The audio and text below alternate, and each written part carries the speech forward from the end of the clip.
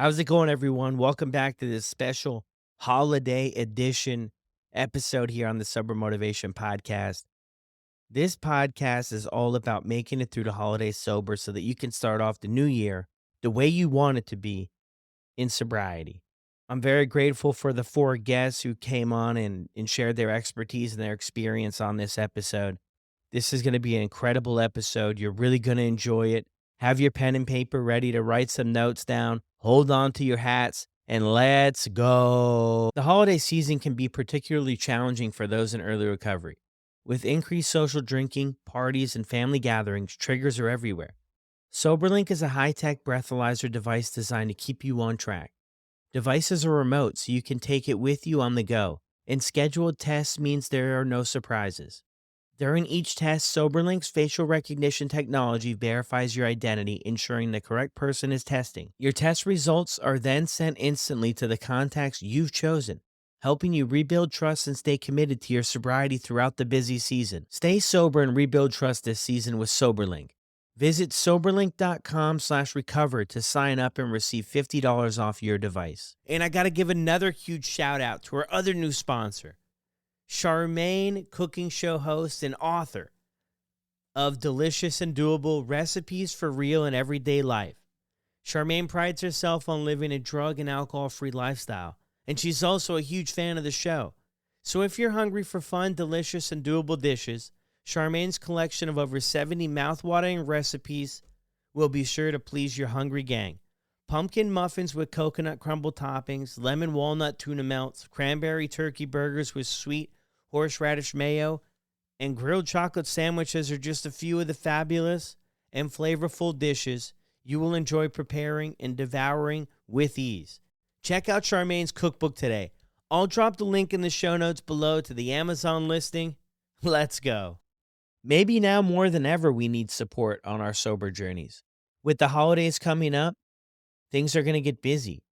And to have other people by your side that understand the journey, the hurdles, the challenges that come with recovery and sobriety is so important. Come and check us out on Sober Buddy with over 40 support groups each month. You're for sure to get connected and find some other people that are on the same journey that can help support you.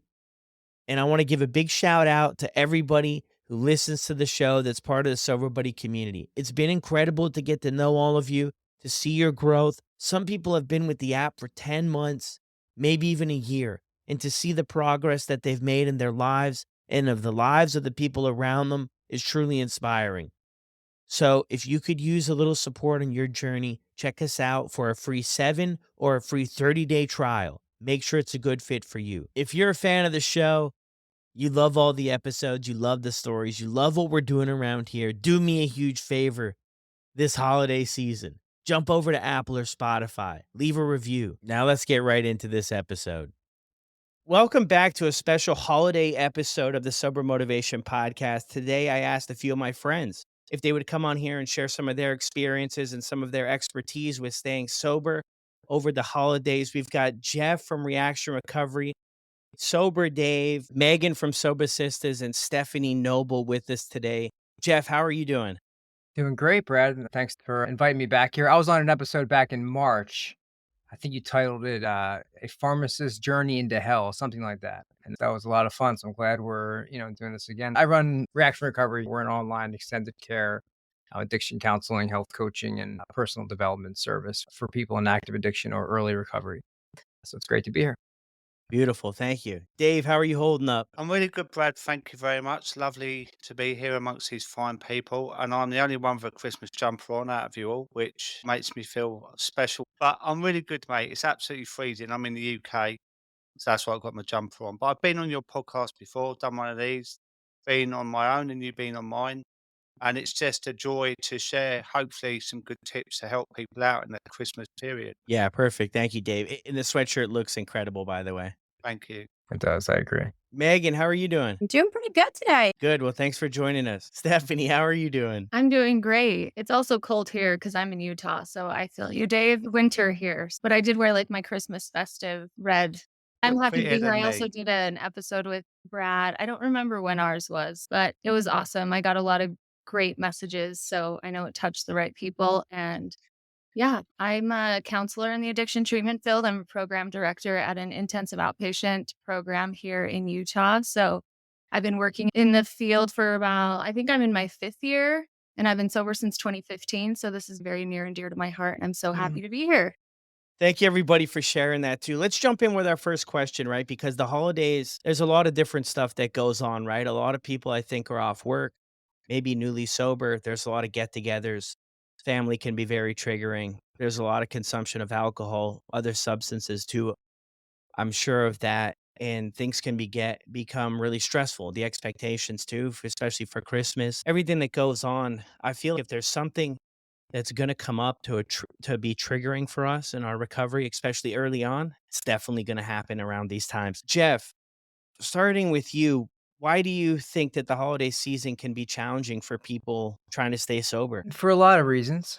There's a lot of emotional charge with the holidays. I know it was very difficult for me. I just celebrated 7 years sobriety. So and I got sober on November 12th, right? So right before Thanksgiving. And so this time of year is always very like nostalgic anyway. I kind of think back to being cold and shivering and detoxing. And, I had a pretty bad acute withdrawal, post acute withdrawal, very long. And that first Thanksgiving and Christmas, no doubt was part of that. We call it that like Bermuda Triangle, right? We like lose a lot of good people from Thanksgiving, Christmas, New Year's, and all that time in between. And even like the work I'm doing right now, it's tough. And a lot of people are going through it. First of all, like, what I tell folks is like feel comfortable saying no to as many of these like invites or just like events that you might get invited to. I used to try to figure out little ways to handle some things, and there's a lot that we can do. There are a lot of tools. I'm sure you guys are going to get into some of these too, but first and foremost, like, you're not obligated to do anything, really, nothing. I mean, the world is not going to implode because you feel like you're being rude by not showing up to something. I mean, this time of year, first and foremost, this is about saving your ass, not your face.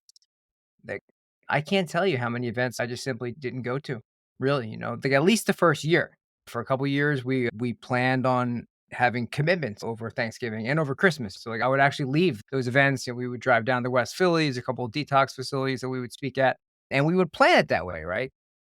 I mean, one, I was doing it because I liked it, of course, and I wanted to, but it was a great excuse to cut the night early. And I say it that way, right? And I like being around my family and friends, generally speaking. I have a nice family. But family it's incredibly triggering for all types of reasons, whether there's booze or other drugs involved or not. There's so much there, so much emotion. And really, what you're trying to move towards in the beginning is a place of emotional stability. So whatever you can do to avoid those high highs and low lows of the holidays, but it takes a while to get there.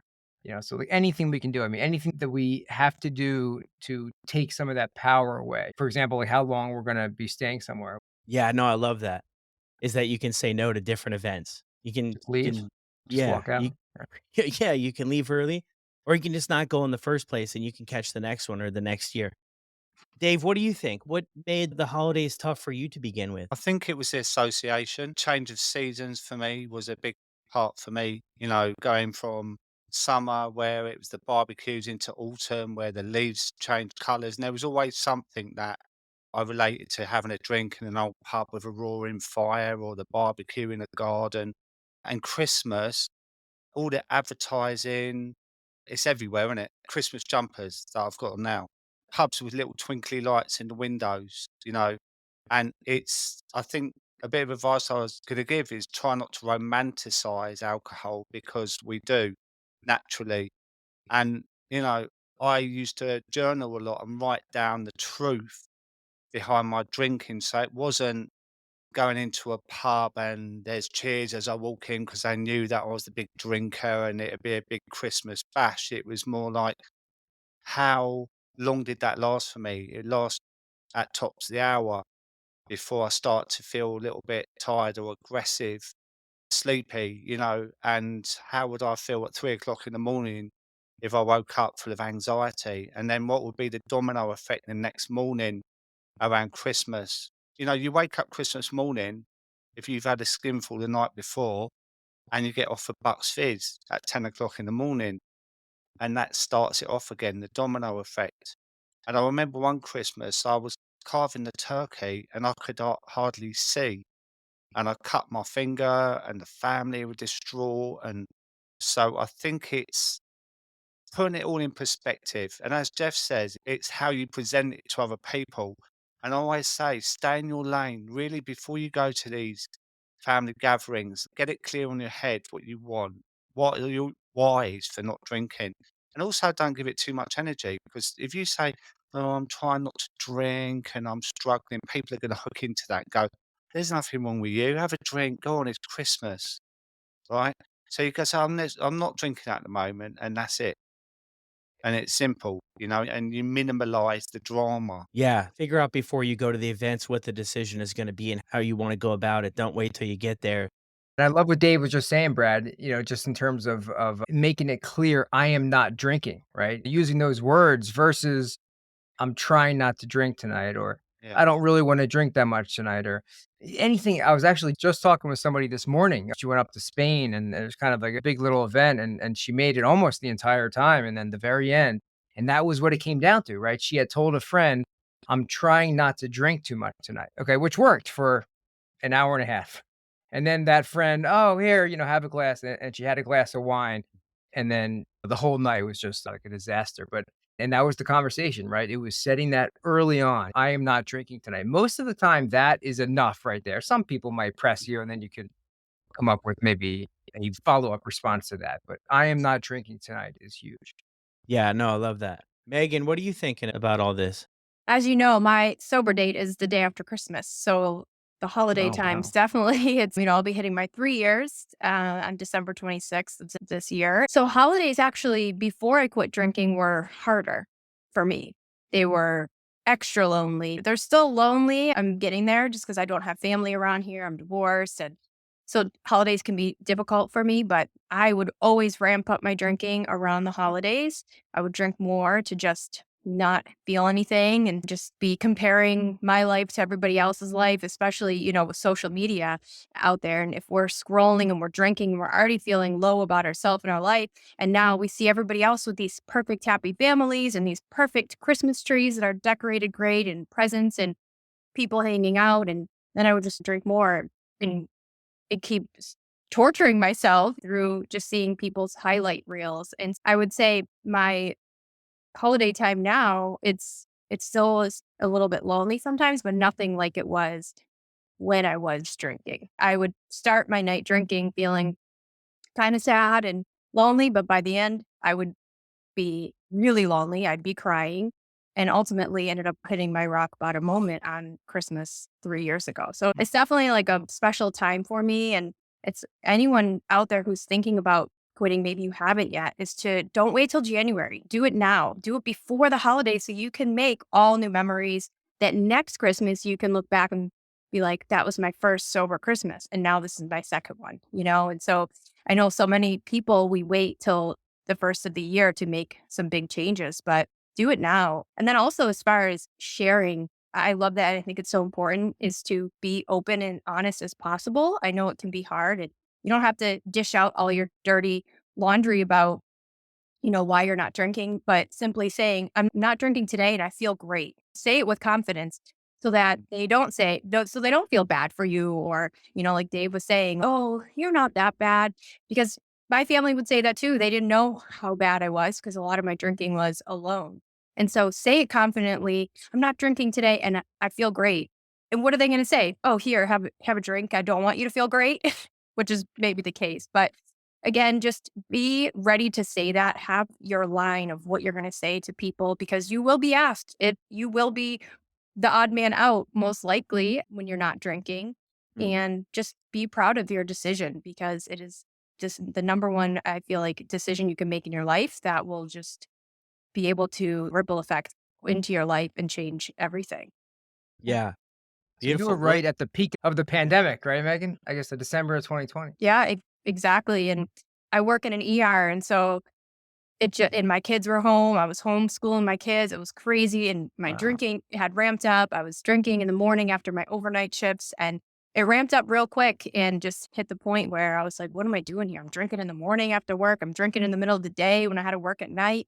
And so, yeah, for me, it was a blessing in disguise at that time that everything just kind of got, escalated so fast. Yeah, I think Since Jeff brought up the names of the episodes, I think yours was like the present that kept on giving or something because of the holidays, right? That's incredible. And maybe even like I've heard people share like practicing in a mirror or role playing with somebody about what you're going to say and have a response down pat so that you're not fumbling and that you're confident in your approach and how you deliver it. I think is going to instill more confidence back towards us about our delivery for things and even mentioning before we go to these events. And I know a lot of times people don't want to because of the stigma and everything attached with it, but that's a really good tool to mention with somebody before you go is that this is what you're doing. And like 9 times out of 10 or 9.5 times out of 10, I think that's going to be well received and respected more in today's world than probably ever before. And there might be a small percentage of people who but I think that you'll surprise yourself. I know I sure did when I talked with people. I was surprised by their responses and how many people were kind of exploring their own journey with things. Stephanie, what are you thinking about what makes the holidays a little bit maybe more challenging than other times for sobriety? I mean, a lot of stuff that you guys already talked about. Being around family, I think, is like one of the biggest reasons. It's a stressful time. Being around family can be very triggering. A lot of people have childhood trauma and then they're around all of their people from childhood. And I think it just brings up a lot of emotions. And when emotions are high, intelligence is low. And so it's just Mhm. like this very like fight or flight reactive state that we kind of show up in. And so I think just, and Dave says like the glamorizing of it, the commercials of it, it's packaged in this beautiful bow, right? Ooh, let martinis and this Christmas party with an open bar. So if we are very honest with ourselves, I was never some glamorous drinker. And I need to be very honest with myself about what my drinking and using actually looked like because we can get so caught up in, oh, yeah, like just a glass of wine at this party. And we think that, I think that I can drink like that. I never drank like that. So if I am very honest about what my addiction looks like, I'm quickly brought right out of that. And I think it's great talking to people about it. People will only take our recovery as seriously as we do. So if I'm like, no, just tonight I'm trying not to, like you guys all mentioned, they will only take it as seriously as I do. And so I'm very like, I don't drink. I'm not drinking today. I have to be like, I don't drink. If I do, it would be better if I burned this restaurant down than if I drank. That would cause less destruction. Like I'm very like blunt and open about it. But I think it is kind of different in my case because I was a full blown junkie. So when I got sober and I told people I didn't drink, they were like, thank God. Or if Yeah, I I was kinda like, "No, understand why. drinking gets me back on heroin," they were like, "Yes, please don't drink." But I think it took a minute for me to get there, but I was just very done with it all, and I was like, "This is my life I'm talking about, and if it makes someone else uncomfortable, I don't care, because I could die from this." So I became very open and very blunt about it, and no one ever asks me if I wanna drink, unless it's a complete stranger, and even then, I'm not really in those situations because I've designed my life in such a way where I'm not around high risk situations, which I think is something to speak to on this. We're all saying, you don't have to go to the parties, you don't have to go to that. Truly, you don't. We have, for the most part, if you're looking at getting sober or you are sober, we've been to every party. They're all the same. No one cares if we're there or not. Mhm. And I think sometimes just being very like black and white about it is helpful because it's not worth it. No high risk situation is worth it to me because my recovery has to come first. Or like how long we're there, like, they don't care that Yeah. either. It's maybe just an Yeah. hour is fine, doesn't have to be 6 hours. No. And I think too, like when you get sober, like nowadays, like the longer I'm sober, the less tolerance I have to be around drinking Mm, at all because there's no room for genuine connection. And that's the thing that I thrive on the most in my life is genuine connection. And when booze is involved, the chances of genuine connection is completely diminished hour by hour. And I just don't care to be there.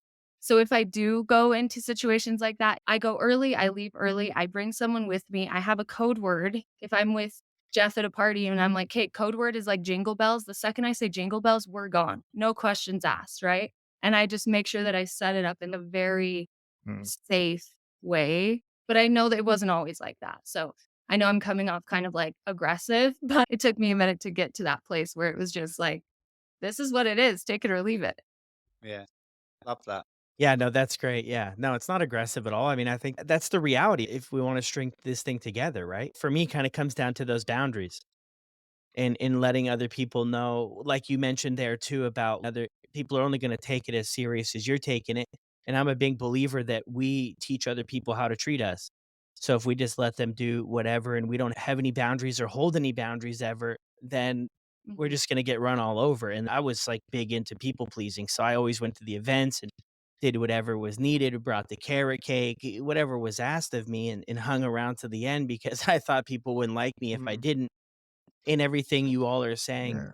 makes so much sense. And we've got to put recovery, the sobriety is the number one because without it, I mean, for me personally, everything else falls apart relatively quickly because I've got the research. I completed the research on that. So that's incredible. Thank you, team, for sharing that stuff. It really paints a good picture about a lot of different experiences for the holidays. I'm wondering about what are some strategies. We listed off a lot there. I don't know if there's any other strategies that you wanted to share for somebody like, just kind of visualizing somebody in their first year, somebody maybe that's been on this journey for a couple of months. Is there anything specific that they should really put on their tool belt or be mindful heading into the holiday season? Want to start with Jeff again? One of the points that we were just making, and Stephanie and Dave touched on this too, and I just want to stress this again because this comes up all the time. There's a lot of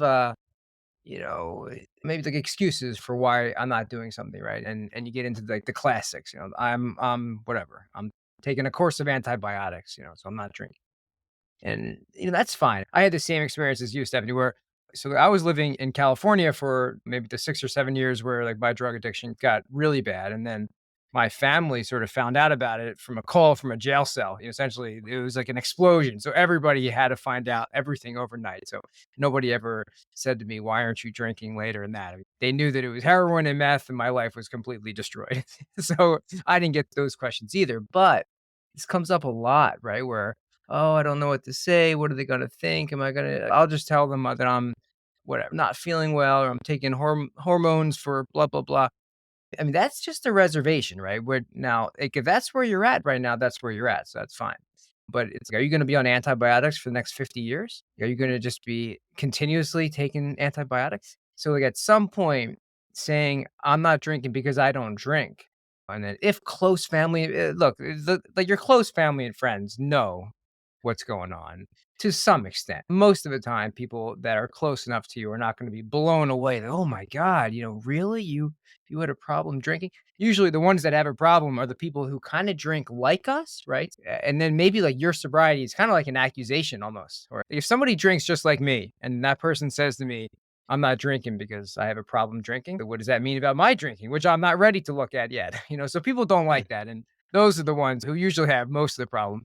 But yeah, 97% of people are just they're not thinking about you nearly enough to really care about what's in your cup. I'm not sure if I just answered your previous question or not, or if I just went into some other topic. No, that's good. I think it's that idea getting off the fence of things here, Mm, right? About like just making a decision and going all in on one thing. Because I mm, think we can even fool ourselves in a sense. If we go into a bunch of these different conversations, well, I'm not doing it today. I did that a lot. I did that a lot. Like, I have a lot of experience with that. And what I was doing looking back, like I didn't know this completely honestly at the time, but looking back, I was just leaving the door open to retreat back because I knew if I did end up going back to the way I was living and I didn't make the full commitment to my family, to my close friends, to my brothers, then they wouldn't be on my back. But there's a level of accountability when you have decently healthy relationships and you make a commitment to going alcohol free or sober or getting off drugs. People around you are healthy relationships. There's going to be a level of accountability, not judgment, but accountability of the way my mom went about it after I did say this is what I was doing, and when things didn't work out and I had a relapse, she would mention something to me and I would get upset, right? "Mom, come on, how dare you? You have no idea." And my mom would tell me this. She would say, "Hey, this is what you said you're gonna do. I'm not telling you what to do. This is what you decided you're gonna do, and I'm just simply asking about it." And it really put the ball in my court to say, "Hey, you know what? Like, this is true accountability, and this is kinda what I, in a roundabout way, asked for." So, yes, Jeff. Great thing. What do you think, Dave? What's a few things that we can put on our belt? I think personally, there's no good just racking up the days thinking, right, I'm going to try and get through today. I think there's a plan you need to put in place. I talked about associations earlier, and that could be a certain time that you would normally drink in the day, whether it's lunchtime, whether it's evening. So you need to fill the void of that and think, right, I need to plan ahead and maybe do something different. The environment's important. Is where do you normally drink? I used to have my position in my lounge with my table next to me and my vodka bottle next to that, and I didn't even get Mhm. up unless I needed the toilet. So it's no good me sitting there tapping the table with my fingers, thinking, well, my brain's going to go, there's something missing here, and the craving's going to get worse. I removed myself from that situation. And even if I went to bloody bed, I would never drink in bed, but that felt a safe space. So it could be exercise, get out in nature, get stuck into a Netflix box set, do something different. It kind of Mhm. tricks the brain and remove the association. And I always think a plan is really important because otherwise you white knuckle it. And social media is fantastic these days. There's so many different options out there. Online AA meetings, there's a great app, Sober Buddy, I think it is, right? There's a great community in there. And, having conversations with people, like-minded people, is what keeps you going because you feel lonely enough when you're drinking, don't you? You could be at a party and there's a room full of people and you're isolated in your own addiction. So why feel like that if you're trying to stop drinking? Because those thoughts can eat away at you, and then before you know it, you're drinking again. So I think a plan is absolutely essential. Plan ahead, tell people what your Christmas looks like to you. And I think Stephanie said earlier about confidence, and no, it's that Megan, be confident in it. If you go in weak, they're going to pick up on that and they go, that thing, go on, it's Christmas and that. And if you're not confident in yourself, you're going to give in easily. And if you tell them up front, they know, and you've got to be firm with your decision, healthy boundaries as well. To say, I'm not drinking. What Jeff was saying, whatever works for you as well. Like it could be go down the mental health route, go down, I don't remember last Christmas, so I want to remember this one. Whatever works for you, what feels comfortable for you is how you can play it. But yeah, definitely a plan, Brad. Yeah, beautiful. I love that. I'm a big planner. Do you know what? That's why community is really good for you, right? Because if you are in a facility and that and you come out and you've got community as well, that can be part of your plan because connection is the opposite of addiction, right? So being amongst like-minded people that can pull you up when you're down, there's accountability, and that's a big part of that plan moving forward as well. Yeah, and that's so important to be connected with other people. So a Yeah. written plan is definitely, I think, a must have to navigate the holidays. And some great tips everybody's given for anybody who wants to put together a plan. I've already heard 50 things that you could put on it. Megan, what do you think? Yeah, I have a couple of things here. And the first thing is that most people who drink, wherever they are on the spectrum of Mm. drinking, they wish they drank less or not at all. Majority of people who wake up after a night of drinking are like, damn, why did I drink that much last night? And so the fact that you are brave enough to head into a Christmas party or a work Christmas party, whatever it might be, and not drink is actually really amazing and brave. And so something that is going to be really helpful and key is your mindset. If you go into this party, it's going to suck. It's going to be so boring. I'm not drinking. Everybody else gets to, and I have a problem and I can't drink. So I shouldn't even go. It's going to be pointless. If you go into it like that, thinking it's going to suck and it's going to suck, it will. But if Mm. you go into it, this is just one Christmas. You don't have to think about every Christmas for the rest of your life or every holiday, whatever you celebrate. Mhm. It's just this once, just this year, just one day at a time, one holiday at a time, one event at a time. And truly, this one decision could change the whole trajectory of your life. And so many people I know worry and get caught up on what other people are going to think. And then that's why they end up, drinking that night or, okay, well, just today because people are asking me and I don't want to feel like the odd man out. But, people are going to hate on us no matter what. They're going to hate on us when we're at our lowest. They're going to hate on us when we're at our top. So why not just do what makes you happy? And if that means not drinking and trying to remain sober for as long as possible, then why not just do that and try not to care what other people think? They're not the ones that are there with you at 3 a.m. when you wake up hating yourself, you know, just feeling like absolute crap. No one else is there except for you. And even if someone's laying next to you, they still don't know how you feel. Only you do. And so I just think mindset, not going into it this as a punishment and that you're broken and something's wrong with you, but instead that you're so intuitive to have realized this was a problem and that you're doing something about it to change it. And for me, that's been really helpful, is just thinking about it as a decision that I make every single day, but knowing that it's getting me to a better place than where I am even today. So that's, I guess, my little tips. Yeah. Brought the fire right there, Megan. I love that. The way we think about it too. Is I did a meme, it always is really popular on Instagram about we might think that giving up alcohol is about like giving stuff up, but it's really about so much more than that. We're really not giving anything up.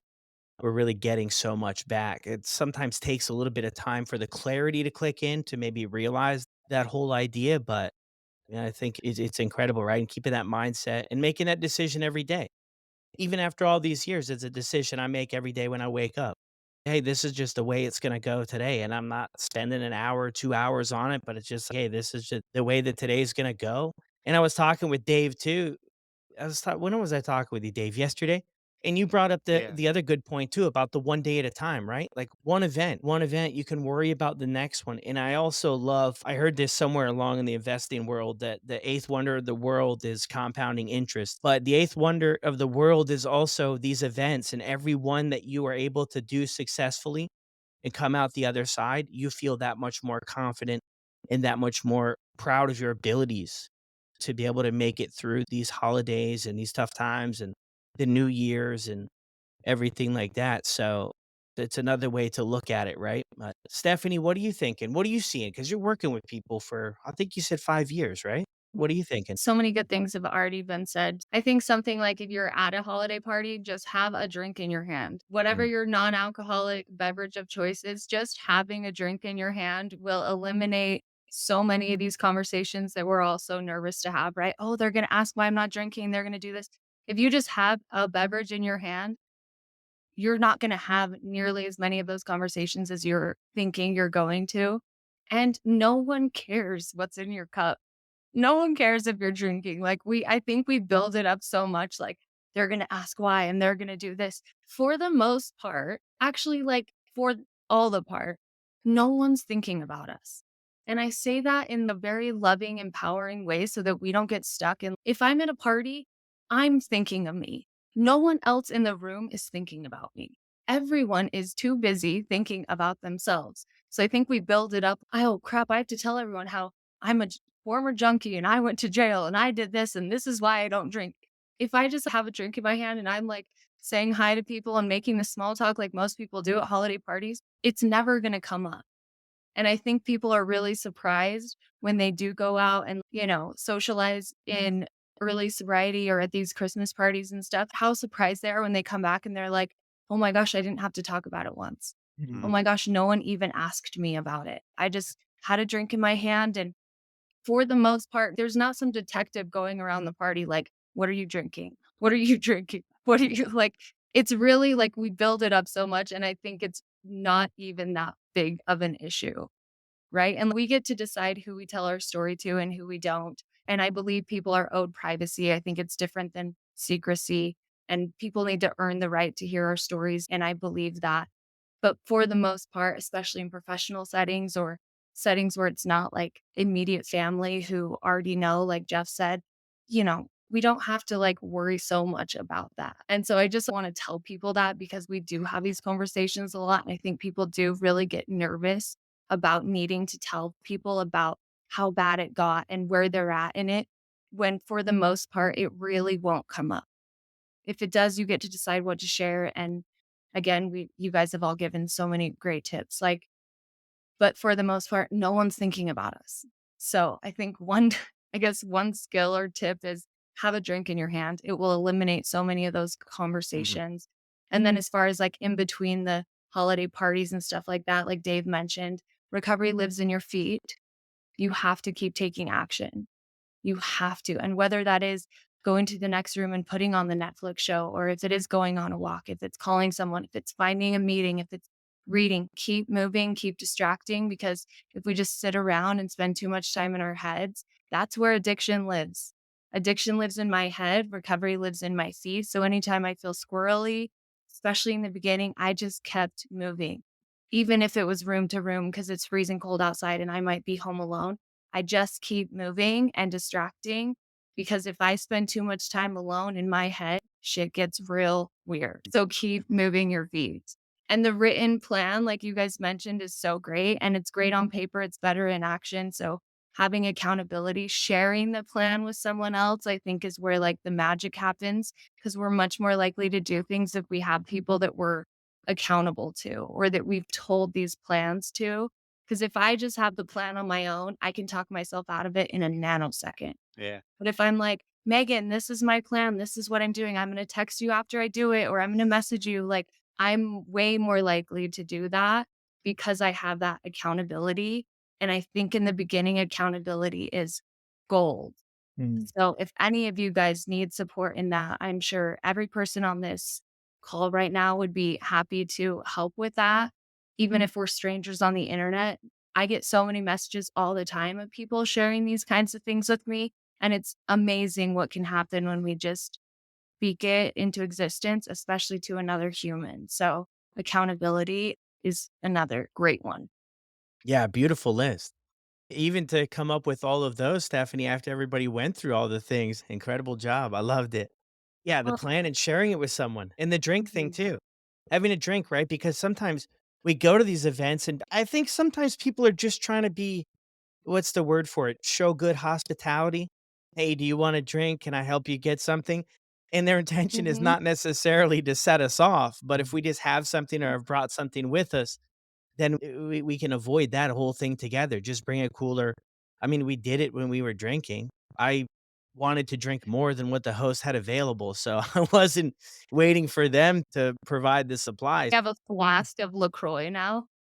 Yeah, We're just bringing our exactly. own supply, but it's a flask of cranberry juice. Ah, yes. Jeff has LaCroix. Jeff's got it. Jeff's got the high end stuff. I've just got the aha, man, the beginner stuff. I Gotta have treat water, myself. so I'm the most boring one. Water's good too. So, wrapping things up here shortly, though, everybody, is there anything specifically? I know we went over a ton of different tools and shared some experiences, which it's been great.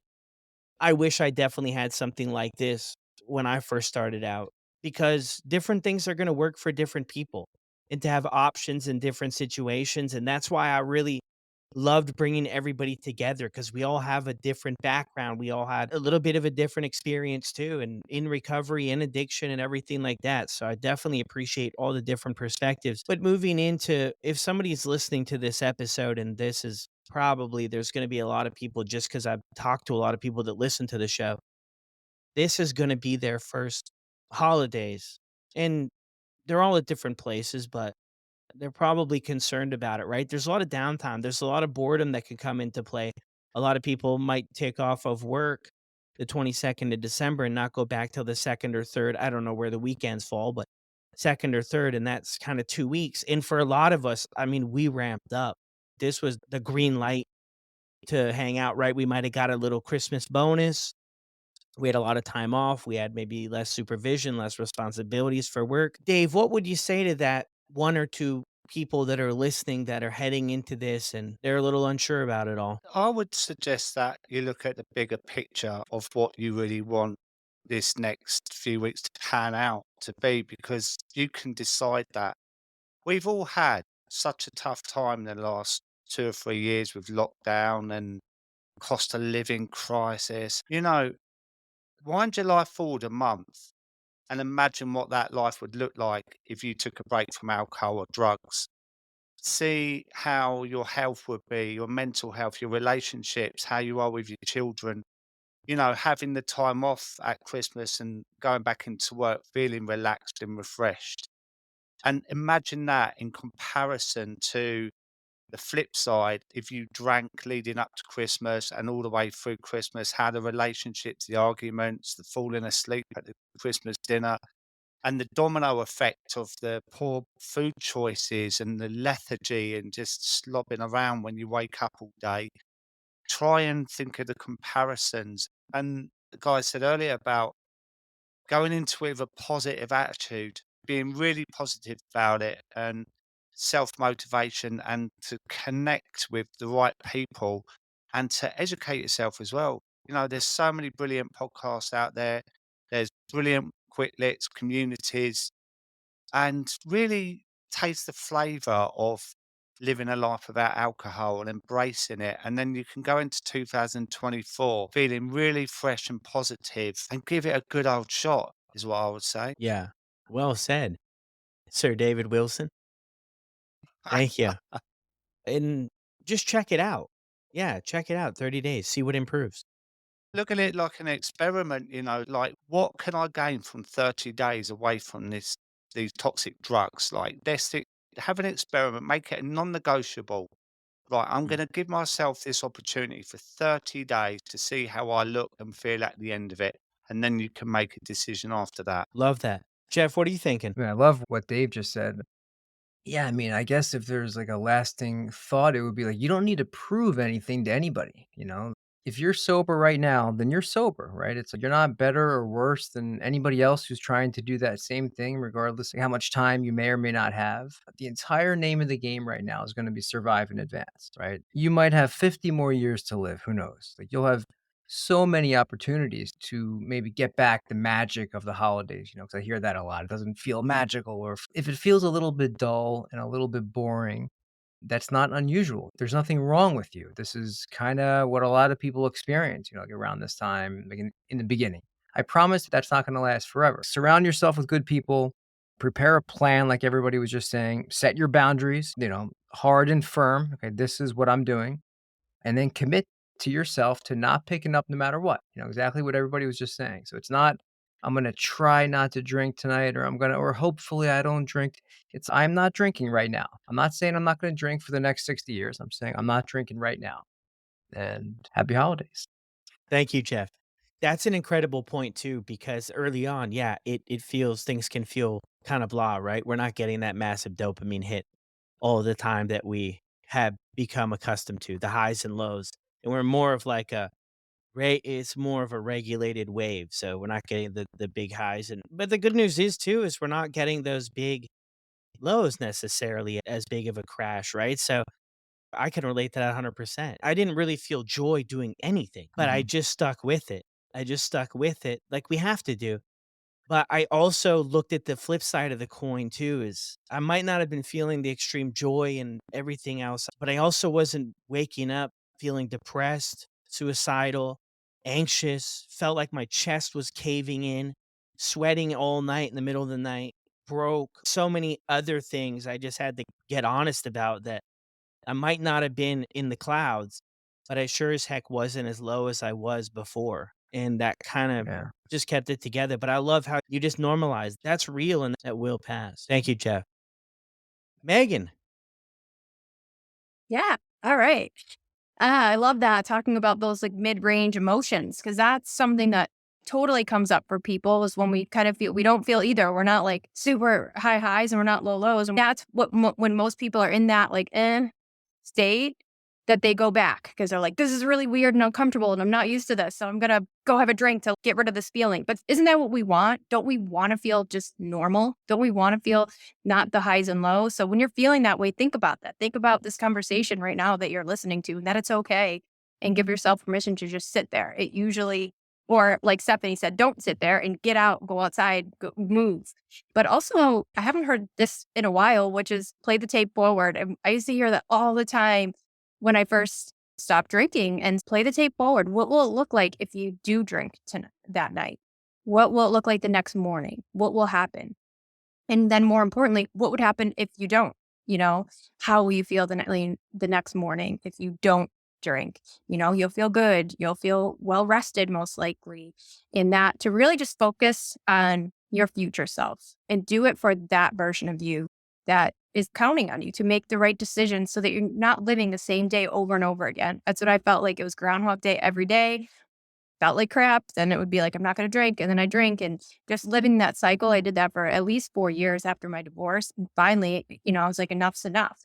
And so if nothing changes, then nothing changes. You have to fight through these moments. You have to fight through these holidays, all these firsts, and they're not so bad the second time around. And they do get easier. And you come in with more knowledge and more tools and more confidence. It's not always going to be the first one. But if you can get through this first one, then you'll be at the second one and the third one. And things get easier over time. And so make this your year that you get sober, or that you get through it and you make it work, so that, as I mentioned earlier, next year it's the second one. And one other thing too, I have this come up on my phone every day as like a reminder around the time where I would normally be going to the liquor store. And so you come up with your own like mantras or affirmations, whatever you want to call it. But I have never questioned the decision. It's been in my phone for 3 years. It still comes up every single day. You can come up with any of them and make them positive, make them I am affirmations as if they're already true. I am a sober, confident woman, not like in the negative, like I'm not drinking. You want them to be something positive, and have them just like, you can have a timer in your phone and then it just pops up. And it's just like little reminders like that, just to remind yourself what you're doing and why and how you want to feel. Yeah, that's Amen. incredible. Love it. Yeah, Amen. that's incredible. Another mic drop from Megan, the sober sister. A little mini mic drop. Oh, there it is. Oh, wow. Stephanie, what are you thinking? Well, again, so many great things have already been said. I think speaking to like when Megan brought up like the Groundhog's Day of like it being the same thing over and over again, I think it's really important to just be really real with yourself and ask yourself, like, does drinking or using have anything new to offer me? Like, it's so predictable. It's so miserable. The only thing new it has to offer you are deeper bottoms. And so I think just really recognizing like drinking, it's done what it needed to do. It stopped being fun a long time ago. If you're listening to a podcast like this, like you're to that point where it's not the solution that it once was. And so I think just really being honest with yourself and giving yourself the opportunity of recovery has all the new things to offer you. Being in sobriety is the greatest thing in the entire world. All of us can speak to that. I've never met a single person who's, oh, I wish I didn't get sober. But I've met a lot of people who like lost people because their loved ones didn't get sober. So it really it's life and death, especially like if you use like I did, if you drank like I did. I work in the field, so I see it all the time, but just really, coming to this place where it's like, okay, enough is enough. It's not going to change. Drinking is not going to all of a sudden become the solution again. Like that we're past that. And so really looking at, okay, how do I rediscover who I am? How do I redesign my life? And I think Dave said, picturing it like, okay, when I do go back to work in January, what version of myself do I want to be? Because what do we want in the moment? Probably a drink. What do we want more? A healthy lifestyle, healthy connections, like trust with family. So really looking at what do you want?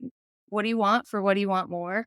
And really giving yourself that time to wait through the trigger and the craving and continue to focus on what you want more. I think it's also important to know triggers and cravings are normal.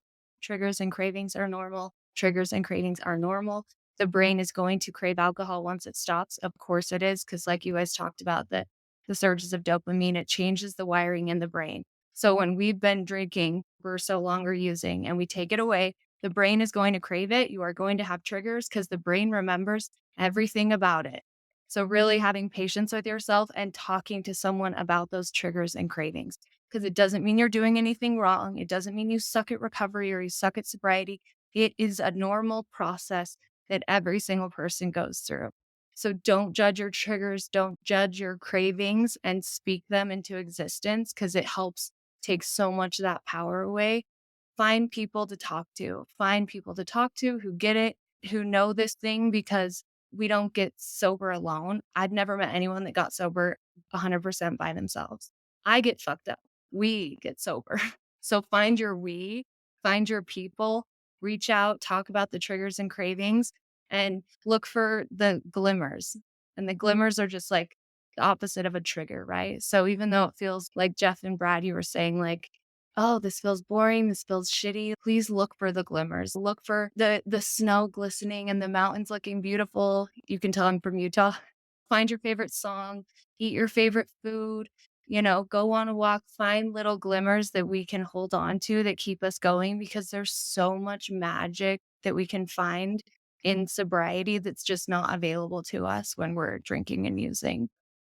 But if I can do it, and if all these people can on this call can get sober, anyone can. I truly believe that. We have a guarantee to get better if we just move our feet, don't use no matter what. If anyone needs support, reach out, and happy holidays. Wow. Wow. Amazing. Yes. You Thank need to you, go Steph. for a second hour, Brad. A second hour. I'm wondering, I'm just thinking about those people too, right? That maybe are going to veer a little bit off their course, right? They're going to veer and things are not maybe going to go according to plan. And I wanted to send a little message to them as well, to if that is the case for you and you do have a slip or a relapse or you go back to some old behaviors, have a little bit of grace for yourself and get back up and get back at it. You don't need to wait till the new year. You don't need to keep going. You got to get yourself back up. I had somebody actually reach out to me today, 5 years of sobriety, had a relapse, and now is finding it very challenging to get back going. And that's a very real thing, and it can be a tough spot. There's a lot of shame involved with it, right? Because if you find yourself with some time and you've told some people, maybe you're part of a fellowship or a support community or just your close family members know, and you've been living that lifestyle and then you've went to in that direction, it can be very hard to get back up. But look, this is the deal, is what going back to what Jeff said, I think it was Jeff, is about it doesn't matter about what everybody else thinks. And maybe Megan touched on it too, and a few people, is you gotta do what's best for you. So even though there might be some feelings there, I just wanna offer some encouragement because I've been there personally. I had everything figured out and it was really tough to come back, but it's so important to give yourself some grace, get back at it, and really be honest with what you were doing. Maybe some aspects of it were working. Maybe there were some aspects you were avoiding that you could implement maybe differently this time. So if that does happen, get back up and get back at it as soon as possible because what you'll hear more times than not is when you jump into a relapse, things get worse. Every time things get worse and they get worse. And I think part of it is that the shame that we feel, that we can feel, right? Because we feel like we've failed. Well, we've let everybody down. And you only ultimately fail at something when you quit trying. So if you're still working on the journey, then you definitely haven't failed. Anyone have any closing thoughts on that? I would just say to that because I had a year sober at one point and then I relapsed and now I see a lot of relapse happen working in the field and stuff. And something that my mentor taught me that I just love so much is she says relapse is feedback. Right? It's just feedback. So if you have a slip, if you have a relapse, take a look at the feedback that you can gain from it because the using and drinking is the last thing that happens in a whole series of events. So like you said, Brad, going back and seeing what was working, what wasn't working. But if we're lucky enough to come back from a relapse, because not everyone does, please get as much feedback out of it as possible. Addiction wants me to live in shame because then it gets to keep taking me down. But recovery tells me, what can I learn from this? How can I move forward with all of this information and this new feedback and make sure that I notice my relapse cycle a little bit more clearly? But but the shame is the addictive part. So when the shame comes up, ask it to leave. It's just feedback. And I loved hearing that because I think it offers so much grace for it. Of yes, I slipped. Yes, I relapsed, whatever it may be, but I can learn so much from it so that I don't completely have to spiral. So it's just feedback, get the feedback. Yeah, I love that. Dave? Well, I was just going to say that this journey is never linear, is it? And it's also a reminder not to get complacent and think, "Do you know what? I've cracked this. I'm never going to drink again." And I look at it like an ex that stalks you, that can be silent for years, and all of a sudden she pop up in the high street, and you're like, "What are you doing here?" And it's not snakes and ladders as well, is it? You don't get to 98 on the board and then you think, "Oh, I've got to go back to number one and start again," because that can bring in a lot of shame as well. And it's what you do with that slip up, I call it. And as Stephanie said, it's feedback.